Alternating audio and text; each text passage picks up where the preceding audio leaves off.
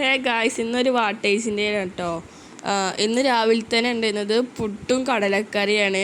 നല്ല സോഫ്റ്റ് പുട്ടായിരുന്നു കേട്ടോ, നല്ല ടേസ്റ്റായിരുന്നു. പിന്നെ ഒരു 12 മണി 1 മണി ആ സമയത്തൊക്കെ ഞാൻ ചോറുന്നു. നല്ല മാങ്ങ ഉപ്പിലിട്ടത് ചേച്ചീൻ്റെ കോളേജിൽ നിന്ന് കൊണ്ടുവന്നപ്പോൾ നല്ല ടേസ്റ്റ് ഉണ്ടായിരുന്നു ഉപ്പിലിട്ടപ്പോൾ.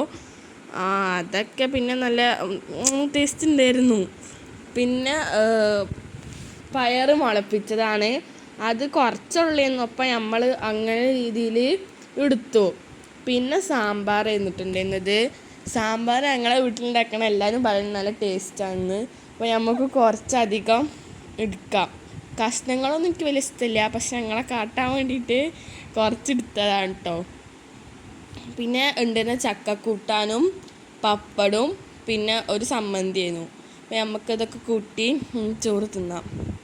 ഇനിയൊക്കെ സാമ്പാർ എടുത്തു, കുറച്ച് ആണ് തിന്നുക.